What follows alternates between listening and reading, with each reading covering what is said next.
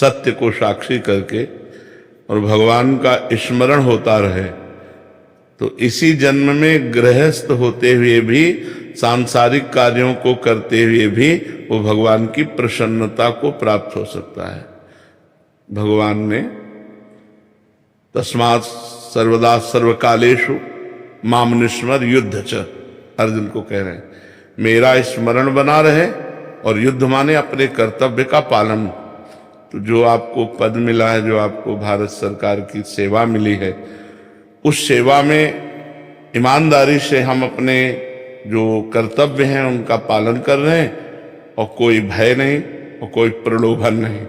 ये दो चीजें जीव को अपने कर्तव्य से गिरा देती हैं, भय और प्रलोभन। किसी का दबाव या अर्थ की लोलुपता, ये दो हमें कर्तव्य च्युत कर देती हैं। तो इन दो से हमें बचना चाहिए। किसी का भय नहीं, जिसके सहायक भगवान हैं, तो भय किसी का नहीं। अगर कोई जैसे ऐसे कहे ना कि हम आपको गोली मार देंगे, तो बटन खोल देनी चाहिए, मार के दिखाओ। यदि उसको मंजूर है कि इसी क्षण हमें जाना है, तो हम चाहे जितने कवच बांध लें, बचेंगे नहीं। और अगर उसको मंजूर नहीं तो हम छाती खोल के चले तो भी कोई हमारा बाल बांका नहीं कर सकता। इस सिद्धांत को समझ लेना चाहिए। सीम के चाप सके को तासु, बड़ रखवार रमापति जासु। जिसके भगवान रक्षक है उसका कोई बाल बांका नहीं कर सकता। तो किसी से भयभीत नहीं होना चाहिए। और प्रलोभन जो हमें भगवान ने धर्मयुक्त दिया है, उसी से हम अपनी इच्छाओं की पूर्ति करेंगे। अधर्म के द्वारा प्राप्त धन से जो इच्छाओं की पूर्ति की जाती है, वो नाश की तरफ ले जाता है। और जो धर्म से प्राप्त धन से इच्छाओं की पूर्ति होती है, वो उन्नति की तरफ ले जाता है। इसलिए प्रलोभन और भय का त्याग करते हुए, अपने कर्तव्य का पालन करते हुए भगवान का स्मरण करें, तो लौकिक उन्नति और पारलौकिक दोनों होती है। और यही हमारे मनुष्य जीवन का लाभ है, क्योंकि मनुष्य बनकर हम उन्नति को प्राप्त हों। बहुत बड़ी उन्नति में आ गए। 83,99,999 योनियों को क्रॉस करके मनुष्य बने। 84 लाख योनियों में सबसे श्रेष्ठ योनि है।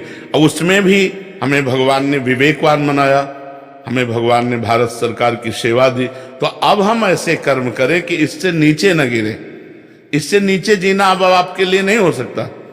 जैसे मानो इतनी ऊंचाई पर हम आए मनुष्य जीवन में, और उसमें भी इसमें अब आप नीचा जीवन पसंद नहीं करेंगे, अब ऊंचा जीवन पसंद करेंगे। तो हम ऐसा भजन करें, ऐसा कर्तव्य करें कि हमारा पद ऊंचा हो, हमारी सेवा बढ़े, और हम प्रभु को प्रसन्न करने वाले बने। हमारी भावना यही, अच्छे से स्वस्थ रहकर भारत की सेवा कीजिए और आगे बढ़िए। जो भगवान सेवाएं दे तो और आगे बढ़िए, पर धर्म का सहारा लीजिए। आज जो है हमारी समाज को अधर्म धीरे धीरे घुन की तरह खोखला कर रहा है। छोटे छोटे पदों से लेके बड़े पदों तक अधर्म का प्रवेश हो रहा है।